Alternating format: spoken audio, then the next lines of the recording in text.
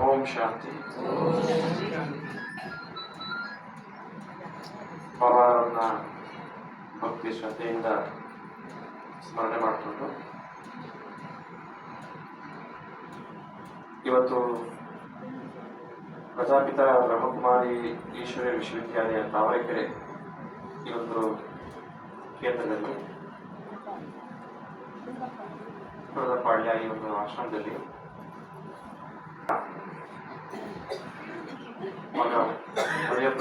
ಜೊತೆಗೆ ಪ್ರಜಾಪಿತ ಬ್ರಹ್ಮಕುಮಾರಿ ಈಶ್ವರ್ಯ ವಿಶ್ವವಿದ್ಯಾಲಯದಲ್ಲಿ ಆ ಕಾಲದಲ್ಲಿ ಸರಿಸುಮಾರು 85-90 ವರ್ಷಗಳ ಹಿಂದೆ ಅನ್ಸುತ್ತೆ, 8-10 ದಶಕಗಳ ಹಿಂದೆನೆ ಎಲ್ಲವನ್ನೂ ಕೂಡ ತ್ಯಾಗ ಮಾಡಿ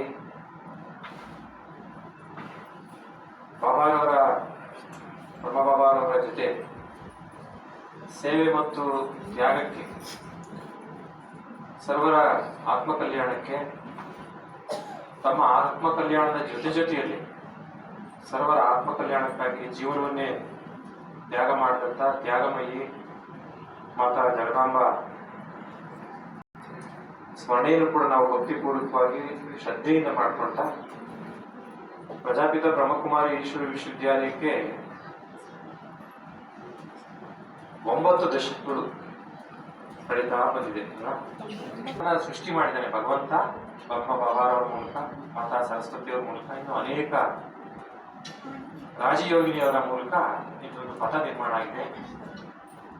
ಅದರಲ್ಲಿ ಅಕ್ಕಂದಿರು ಅಣ್ಣಂದಿರು ಎಲ್ಲರೂ ಸೇರಿಕೊಂಡು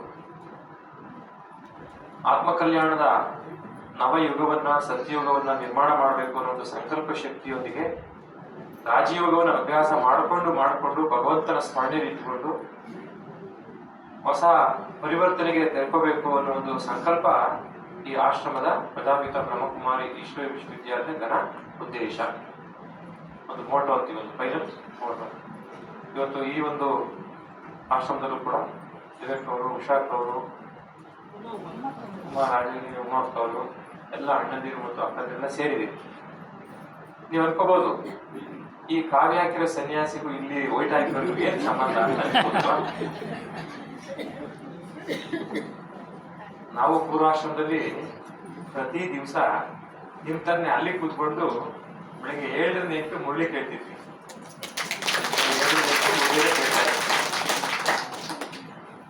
ನಮಗೆ ನಾವು ಸನ್ಯಾಸ ದೀಕ್ಷೆ ತಗೊಂಡು ಸರಿಸುಮಾರು 19 ತಿಂಗಳಾಗಿದೆ ಅಷ್ಟೇನೆ. ಇತ್ತೀಚೆಗೆ 2024 ಡಿಸೆಂಬರ್ 15, 14 ಮತ್ತು 15 ನಾನು ಅಡಿಷನಲ್ ಡಿ ಸಿ ಪೋಸ್ಟ್ಗೆ ರಾಜೀನಾಮೆ ಕೊಟ್ಟು ಗುರುಗಳು ಒತ್ತಾಯ ಮಾಡಿದ್ರು, ಬಂದ್ಬಿಡಿ ಆರೋಗ್ಯ ಸರಿ ಇಲ್ಲ ಅಂತ. ನಾವು ದೀಕ್ಷೆ ತಗೊಂಡು ಒಂದು 6-8 ತಿಂಗಳಿಗೆ ಗುರುಗಳು ದೇಹ ತ್ಯಾಗವನ್ನು ಕೂಡ ಮಾಡಿದ್ರು.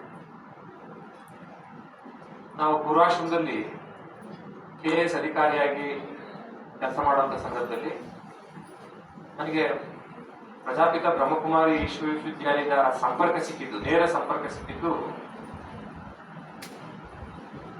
ಇನ್ನು 1-2 ಬಾರಿ ಮಾತ್ರ ಮಳೇಶ್ವರದಲ್ಲಿ.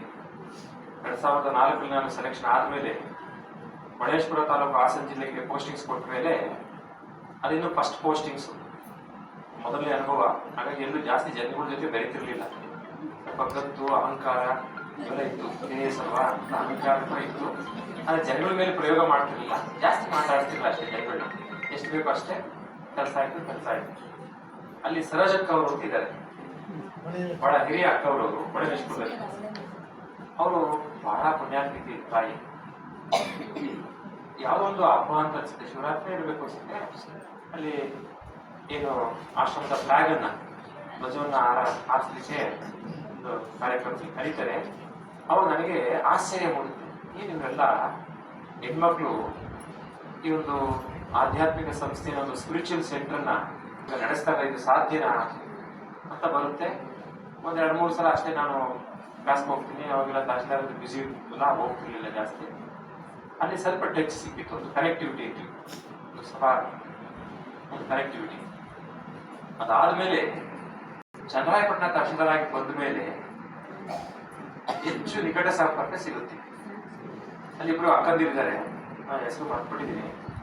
ಬೇರೆ ಬೇರೆ ಕಾರ್ಯಕ್ರಮದಲ್ಲಿ ಅಲ್ಲಿ ಸಿಗ್ತಾ ಇರ್ತಾರೆ, ಮೌಂಟ್ ಅಬುನಲ್ಲಿ ಸಿಗ್ತಾ ಇರ್ತಾರೆ ಅಕ್ಕಂದಿರೆಲ್ಲರೂ. ಅವ್ರ ಅಕ್ಕವರು ನಮ್ಮ ಆಫೀಸಿಗೆ ಬಂದು ಅಂದರೆ ಈ ಥರ ಒಂದಷ್ಟು ಕಾರ್ಯಕ್ರಮಗಳಿದೆ ಅಂದರೆ ನಿಮಗೂ ಅನುಭವ ಆಗಿರುತ್ತೆ, ಇದೆಲ್ಲ ದೊಡ್ಡವರು ಸಾಕಷ್ಟು ಅನುಭವ ಆಗಿರುತ್ತೆ. ನಾನು ಹಿಂಗೆ ಹೋಗಿ ಕುತ್ಕೊಂಡ್ರೆ ನಮ್ಮನ್ನೇ ಬೆಟ್ಟು ಮಾಡಿ ಆ ಮುಳುಗೆ ಉಪದೇಶ ಸಿಗ್ತಾ ಇದೆಯೇನೋ ಅಂತ ಅನಿಸ್ತಾ ಇತ್ತು ನನಗೆ. ನನಗೆ ಬೆಟ್ಟು ಮಾಡಿ ನನಗೆ ಹೇಳ್ತಾ ಇದ್ದಾರೆ, ಪ್ರತ್ಯೇಕವಾಗಿ ಇಂಡಿವಿಜುವಲಿ ನನಗೆ ಅಡ್ವೈಸ್ ಮಾಡ್ತಾ ಇದ್ದಾರೆ, ಉಪದೇಶ ಮಾಡ್ತಾ ಇದ್ದಾರೆ, ನನಗೆ ಉದ್ದೇಶಿ ಒಂದು ಮಾತುಗಳನ್ನ ಹೇಳ್ತಾ ಇದ್ದಾರೆ ಮುಳುಗಿ ಮೂಲಕ ಅಂತ ಅನ್ಸೋದು. ಅದು ಕಾಕತಾಳೀಯ ಕೋಇನ್ಸಿಡೆನ್ಸ್ ಅಂತೀವಲ್ಲ ಹಾಗೆ ಅನ್ಸೋದು. ಹೀಗೆ ಅಂತ ಮೆಡಿಕಲ್ ಕಾಲೇಜಿಗೆ ಆಯಿತು. ಅಲ್ಲಿಂದ ಒಂದು 6 ತಿಂಗಳಿಗೆ Pandupura sub division assistant professor ಆಗಿ ಮಂಡ್ಯದಲ್ಲಿ ಪೋಸ್ಟಿಂಗ್ಸ್ ಆಯಿತು. ಇಲ್ಲಿ ನನಗೆ ಹೆಚ್ಚು ಪ್ರಭಾವ ಬೀರಿತು ಅಂದ್ರೆ ಬಾಬಾರವ್ರ ಮೇಲೆ, ಮುರಳಿ ಮೇಲೆ, ಅಲ್ಲಿನ ಉಪದೇಶಗಳ ಮೇಲೆ, ಪ್ರವಚನಗಳ ಮೇಲೆ ನಂಬಿಕೆ ಇಟ್ಟರೆ ಮಾನಸಿಕವಾಗಿ ಎಷ್ಟು ಸದೃಢರಾಗಬಹುದು. ಸಸ್ಟೈನಬಿಲಿಟಿ ಇನ್ ಮೆಂಟಲ್ ಸ್ಟೇಟಸ್. ನೀವು ಎಷ್ಟೇ ಕಷ್ಟದಲ್ಲಿರಿ, ಎಂಥದೇ ತೊಂದರೆಲಿರಿ, ಇನ್ನೇನು ಸ್ವಯಂ ಕಳ್ಕೋಬೇಕು ಜೀವನ ಅನ್ನೋರ್ಗೂ ಕೂಡ ಮತ್ತೆ ನೀಡುವಂಥದ್ದು ಮುರಳಿಗೆ ಇಲ್ಲಿ ಅಷ್ಟೊಂದು ಎನರ್ಜಿ. ಎಂಥವ್ರು ಬಿದ್ದು ಬಿಡೋಣ ಪ್ರಪಾತಕ್ಕೆ ಅನ್ನೋರು ಕೂಡ ಇಲ್ಲಿಲ್ಲ, ಎದ್ದು ನಿಲ್ಲೋಣ, ಮತ್ತೆ ದೃಢವಾದ ಹೆಜ್ಜೆ ಇಡೋಣ ಅನ್ನೋ ಒಂದು ಭಾವನೆಯನ್ನ ಪ್ರಜಾಪಿತ ಬ್ರಹ್ಮಕುಮಾರಿ ಈಶ್ವರ ವಿಶ್ವವಿದ್ಯಾಲಯದಲ್ಲಿ ಕಲಿಸ್ತಾರೆ. ನೀವು ಅಕ್ಕಂದಿರ ಕೈಲಿ ಅಡ್ಮಿನಿಸ್ಟ್ರೇಷನ್ ಕೊಟ್ರೆ ಎಲ್ಲ ನಾವೆಲ್ಲ ಬಹಳ ಯೋಚನೆ ಮಾಡಿದೀವಿ, ನಿಮ್ಗೆಲ್ಲ ಗೊತ್ತಿರುತ್ತೆ. ಹೆಣ್ಣು ಸ್ವಾತಂತ್ರ್ಯಕ್ಕೆ ಅರ್ಹಳಲ್ಲ ಅಂತ ಹೇಳ್ತಿದ್ರು ಶಾಸ್ತ್ರ ಅವತ್ತು. ಅದು ಸಂಕುಚಿತ ಭಾವನೆ, ಒಂದು ನ್ಯಾರೋ ಮೈಂಡ್ ಸ್ಟೇಟಸ್. ಸ್ತ್ರೀ ಸ್ವತಂತ್ರ ಬರುತ್ತೆ, ಹೆಣ್ಣು ಸ್ವಾತಂತ್ರ್ಯಕ್ಕೆ ಅರ್ಹಳಲ್ಲ. ಆದ್ರೆ ಅದನ್ನ ಉಲ್ಟಾ ಮಾಡಿದ್ದಾರೆ. ಅಂದ್ರೆ ಹೆಣ್ಣು ಮಕ್ಕಳು ಕೂಡ ಒಂದು ದೊಡ್ಡ ಪ್ರಪಂಚದ ಅತ್ಯಂತ ಅದ್ಭುತವಾದ ಒಂದು ವಿಶಾಲವಾದಂತಹ ಒಂದು ಆತ್ಮಗಳಿಗೆ ಅಮೃತವನ್ನ ಉಣ್ಣಿಸುವ ಒಂದು ದೊಡ್ಡ ಪೈಪಲ್ ಟ್ರೀ, ಅರಳಿ ಮರ, ಬೋಧಿ ವೃಕ್ಷ. It's a very big peepal tree for the entire world. Gautama ಬುದ್ಧನಿಗೆ ಬೋಧಿ ವೃಕ್ಷದ ಕೆಳಗಡೆ ಜ್ಞಾನೋದಯ ಆಯಿತು ಅಂತ ನಾವೆಲ್ಲ ಓದ್ಕೊಂಡಿದ್ವಿ ಹಿಸ್ಟ್ರಿಯಲ್ಲಿ, ಏನ್ಷಿಯಂಟ್ ಇಂಡಿಯನ್ ಹಿಸ್ಟ್ರಿನಲ್ಲಿ ಅಲ್ವಾ. ಪೈಪಲ್ ಟ್ರೀ, ಅರಳಿ ಮರ ಅಂತ ಹೇಳ್ತಾರೆ. Scientifically and also spiritually it is true, it is universal true. ಅಂತ ಒಂದು ದೊಡ್ಡ ಬೃಹತ್ ಅರಳಿ ಮರ ಇವತ್ತು ಜಗತ್ತಿನಲ್ಲಿ ನಿರ್ಮಾಣ ಆಗಿದೆ. ಸುಮಾರು 143 ದೇಶಗಳಲ್ಲಿ ಇದರ ಮುಖ್ಯ ಸಂಸ್ಥೆಗಳಿದ್ದಾವೆ. ಅದರಲ್ಲಿ ಸಾವಿರಾರು, ಹತ್ರ 1 ಲಕ್ಷ ಇರ್ಬೋದೇನೋ, 143 ದೇಶಗಳು ಬ್ರಾಂಚಸ್ ತಗೊಂಡ್ರೆ. ಅವೆಲ್ಲ ಬ್ರಾಂಚಸ್, ಕವಲುಗಳು. ಅದರ ನೆರಳಿನಲ್ಲಿ ಬರುವಂತವ್ರಿಗೆ, ಅದರ ಸಂಪರ್ಕಕ್ಕೆ ಬರುವಂತವ್ರಿಗೆ, ಅದರ ರುಚಿ ಗೊತ್ತಿರುವಂತವ್ರಿಗೆ ಈಡೇರುತ್ತೆ. ಆತ್ಮಕಲ್ಯಾಣದ ಅವರವರ ಉದ್ದೇಶ ಘನವಾಗಿ ಈಡೇರುತ್ತೆ. ನಾನು ಅಸಿಸ್ಟೆಂಟ್ ಕಮಿಷನರ್ ಆಗಿ ಬಂದ ಮೇಲೆ ಅಲ್ಲಿ ಅಕ್ಕಂದಿರೊಬ್ರು, ಈಗ ಅವರು ಕ್ಯಾಬಿನೆಟ್ ಇದ್ದಾರೆ, ನಿನ್ನೆ ಕಾರ್ಯಕ್ರಮದಲ್ಲಿ ಸಿಕ್ಕಿದ್ರು. ಮೊನ್ನೆ AC ಆಫೀಸ್ಗೆ ಬರ್ತಾರೆ, ಒಂದು ಕಾರ್ಯಕ್ರಮಕ್ಕೆ ಕಳಿಸ್ತಾರೆ. ಆಶ್ರಮದಲ್ಲಿ ಒಂದು ಕಾರ್ಯಕ್ರಮ, ಸಣ್ಣ ಕಾರ್ಯಕ್ರಮ ಇದೆ ಅಂತ ಮೆಟ್ ಹತ್ತದ ಬಾಬಾರವರ ರೂಮ್ಗೆ ಕರ್ಕೊಂಡು ಹೋಗ್ತಾರೆ. ಕೂತ್ಕೊಳ್ಳಿ ಒಂದು 2 ನಿಮಿಷ. ಅಲ್ಲಿ ಎಷ್ಟು ವೈಬ್ರೇಷನ್ ಸಿಗುತ್ತೆ ಅಂದ್ರೆ, ಈ ಕಾಮ್ ವೈಬ್ರೇಷನ್, ಕೂಲ್ ಆಗಿರುವಂತ ಒಂದು ವೈಬ್ರೇಷನ್ ಸಿಗುತ್ತೆ. ನನಗೆ ಚೇರ್ ಆಫರ್ ಮಾಡ್ತಾರೆ, ನಾನು ಚೇರ್ಲಿ ಕೂತ್ಕೊಳ್ಳಿಲ್ಲ, ನನ್ನ ಮೇಲೆ ಯಾಕಂದ್ರೆ ಅಭ್ಯಾಸ ಇತ್ತು, ಚಕ್ರಗಳು ಹಾಕೊಂಡು ಕೂತ್ಕೊಂಡು ಅಭ್ಯಾಸ. ಅದ್ರಲ್ಲಿ ಕೂತ್ಕೊಳ್ತೀನಿ, ಕೂತ್ಕೋಬೇಕು ಅನ್ಸುತ್ತೆ, ಇನ್ನೂ ಇರಬೇಕು ಅನ್ಸುತ್ತೆ. ಅಕ್ಕಂದಿರಿಗೆ ವೆಯ್ಟ್ ಮಾಡ್ತಾರೆ, ಏನಪ್ಪ ಈ ಪುಣ್ಯಾತ್ಮ ಇಲ್ಲೇ ಕೂತ್ಕೊಂಡ್ಬಿಟ್ರಲ್ಲ, ಕಾರ್ಯಕ್ರಮಕ್ಕೆ ದೀಪ ಹಚ್ಚಕ್ಕೆ ಬರ್ತಾ ಇರಲ್ಲ ಅಂತ. ಮತ್ತೆ ಅವ್ರು ಸಂಕಲ್ಪ ಮಾಡ್ತಾರೆ, ಇಲ್ಲಿ ಅವ್ರ ಮನಸ್ಸಿಗೆ ತೃಪ್ತಿ ಆಗೋ ತಕ್ಕ ಕೂತ್ಕೊಳ್ಳಿಕ್ಕೆ ಸುಮ್ಮನೆ ಆಗ್ತಾರೆ.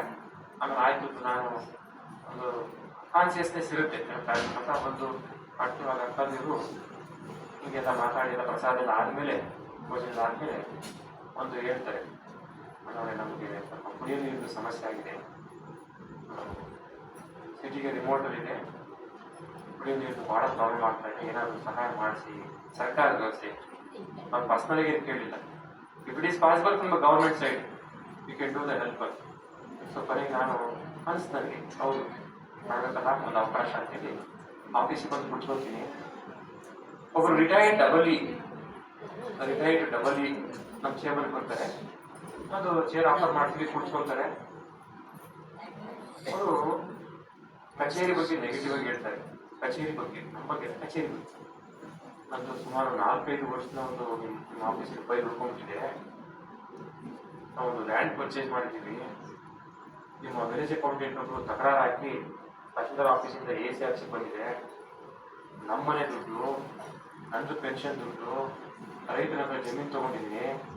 ಇವರು rule 79 section 79 of Karnataka land reforms act apply ಆಗುತ್ತೆ. ದಿಸ್ ಇಲ್ಲಿಗಲ್ ಟ್ರಾನ್ಸಾಕ್ಷನ್ ಅಂತ ಹೇಳಿ ಸರ್ಕಾರಕ್ಕೆ ಬರೀಬೇಕು ಅಂತ ಹೇಳಿ ರಿಪೋರ್ಟ್ ಹಾಕ್ತಿದ್ದಾರೆ. ನಾನು ಸುತ್ತಾ ಇದ್ದೀನಿ, ಏನೂ ಆಗದೆ ಇರೋಲ್ಲ ಅಂತ ಕೇಳ್ತಾರೆ. ಆಯ್ತು, ಪರವಾಗಿಲ್ಲ, ಈ ಕೆಲಸ ನೀವು ನ್ಯಾಯವಾಗಿದ್ರೆ ನಾವು ಮಾಡ್ಕೊಡ್ತೀವಿ, ಡೋಂಟ್ ಬರಿ. ಈಗ ಅಕ್ಕವ್ರು ಹೇಳಿದ್ರು 33,000 ಪ್ರಕರಣಗಳು ಬಗೆಹರಿಸಿದ್ದು ಇದೇ ಮೆಥಡಾಲಜಿ. 1 ನಿಮಿಷ ಕೂತ್ಕೊಳ್ಳಿ, ಈ ಕೆಲಸ ಮಾಡ್ಕೊಡ್ತೀನಿ. ಅದನ್ನು ನೀವು ನನಗೆ ಸ್ವಲ್ಪ ಸಹಾಯ ಮಾಡ್ಬೇಕು. ನಾನು ನೋಡಿ, ಕನೆಕ್ಷನ್ ಮೆಸೇಜ್ ಕೊಟ್ಟರಲ್ಲಿಂದ ಇದನ್ನ ಉಪಯೋಗಿಸ್ಕೋ. ಆಗ್ತಾನೆ ಹೋಗಿ ಬಂದಿದ್ದಲ್ಲ, ಅಷ್ಟೊಂದು ಏನಾದ್ರು ಮಾಡಲೇಬೇಕು ಅಂತ ಆಸೆ ಇತ್ತು. ಅದು ಸಂಕಲ್ಪ ಅಂತೀವಿ. ಆಯ್ತು, ನಿಮ್ ಕೆಲಸ ಮಾಡ್ತೀನಿ ಬಿಡಿ. ನಾನು ಫೈಲ್ ನೋಡಿದ ಏನು ಅವ್ರು ಹೇಳಿದ್ ನಂಬಿಟ್ಟೆ. ಮೋಸ್ಟ್ಲಿ ಬಾಬಾರೇ ಕಳ್ಸಿರ್ತೀರ ಹೋಗು ಈಗ ಅಂತ ಅವ್ರನ್ನೂ. ಆಮೇಲೆ ನಿಮ್ಮ ಫೈಲ್ ಮಾಡ್ಕೊಡ್ತೀನಿ, ನನಗೆ ಸ್ವಲ್ಪ ಸಹಾಯ ಮಾಡ್ಬೇಕು.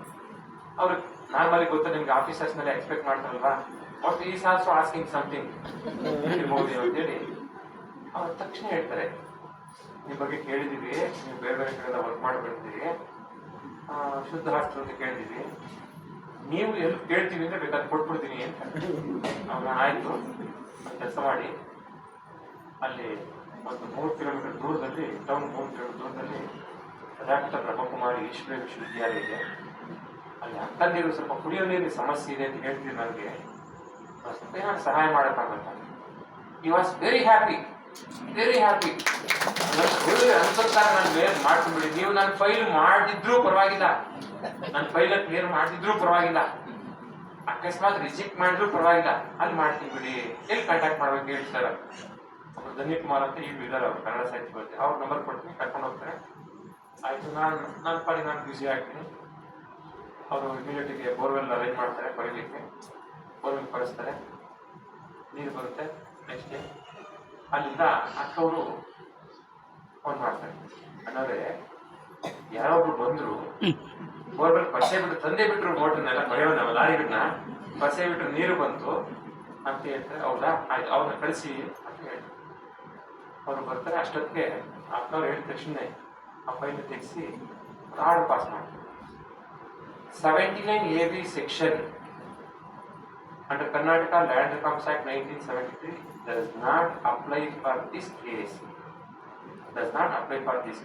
Because the purchaser so is basically belongs to agriculture family. From his retirement fund, he has been purchased a piece of land. Hence, the restriction is released. Tahsildar so is directed to change the khata in favor of so. ಅದು ಮಾಡಿ ನಿಮಗೆ ಕನ್ನಡದಲ್ಲಿ ಅರ್ಥ ಆಗಬಾರ್ದು ಅಂತ English ಹೇಳಿ. ಈಗ ಅದಿಲ್ಲ ಬಿಡಿ, ಆಕ್ಟ್ ತೆಗಿಸ್ಬಿಟ್ಟೆ. ನೀವು ನಂಬ್ತಿರೋ ಬಾಬಾರ ಆಶೀರ್ವಾದದಿಂದ 2021ರಲ್ಲಿ I was assistant commissioner Chikkamagaluru. ಸರ್ಕಾರಕ್ಕೆ ಒಂದು ಪ್ರಪೋಸಲ್ ಇಟ್ಟೆ, ಇದು ಭ್ರಷ್ಟಾಚಾರಕ್ಕೆ ಕಾರಣ ಆಗ್ತಾ ಇದೆ. ಪಾಪ ಅವ್ರ ಪೆನ್ಷನ್ ದುಡ್ಡಲ್ಲಿ ಜಮೀನು ತಗೊಂಡ್ರೆ ನೀತಿ ನಿಯಮ ಉಲ್ಲಂಘನೆ ಮಾಡಿದ್ರೆ ಅಂತ ಯಾವ ನ್ಯಾಯ? ಅವ್ರಿಗೆ ಕೃಷಿ ಮಾಡಬೇಕು ಅಂತ ಆಸಕ್ತಿ ಇದೆ, 2-3 ಎಕರೆ ಜಮೀನು ತಗೊಂಡಿದ್ದಾರೆ, ಏನು 2 ಲಕ್ಷ ರೂಪಾಯಿ ಮೇಲೆ ತಗೊಂಡಿದ್ದಾರೆ ಅಂತ ಕಾಯ್ದೆ. ಅದು ಕಂಪ್ಲೀಟ್ ರಿಪೀಲೇ ಮಾಡ್ಬಿಟ್ರು. ಬಿಜೆಪಿ ಸರ್ಕಾರ ರಿಕ್ವೆಸ್ಟ್ ಮಾಡಿಕ್ಕೆ ಅಶೋಕ್ ಅವರು ಮಂತ್ರಿ ಬಿದ್ರು, ಅದು ತೆಗಿಸ್ಬಿಟ್ಟು ಈಗ 79 ಇಲ್ಲ, ಕರ್ನಾಟಕ ಲ್ಯಾಂಡ್ ರಿಫಾರ್ಮ್ಸ್ ಆಕ್ಟ್ ಯಾರು ಬೇಕಾದ್ರೂ ಜಮೀನು ಪರ್ಚೇಸ್ ಮಾಡ್ಬೋದು, ಯಾರು ಬೇಕಾದ್ರೂ ಮಾಡ್ಬೋದು. ಇಂಟ್ರೆಸ್ಟ್ ಕಲ್ಟಿವೇಟ್ ಯಾರು ಬೇಕಾದ್ರೂ ಪರ್ಚೇಸ್ ಮಾತ್ರ ಗೊತ್ತಾ ನಿಮಗೆ? ಅದು ಬಹಳ ರಿಸ್ಟ್ರಿಕ್ಷನ್ ಇತ್ತು. 2 ಲಕ್ಷ ರೂಪಾಯಿಗಳ ಮೇಲೆ ಮೌಲ್ಯದ ಕೃಷಿ ಭೂಮಿಯನ್ನ ಯಾರು ಕೂಡ ಪರ್ಚೇಸ್ ಮಾಡಿದ್ರೆ ಅದರ್ ದ್ಯಾನ್ ಅಗ್ರಿಕಲ್ಚರಿಸ್ಟ್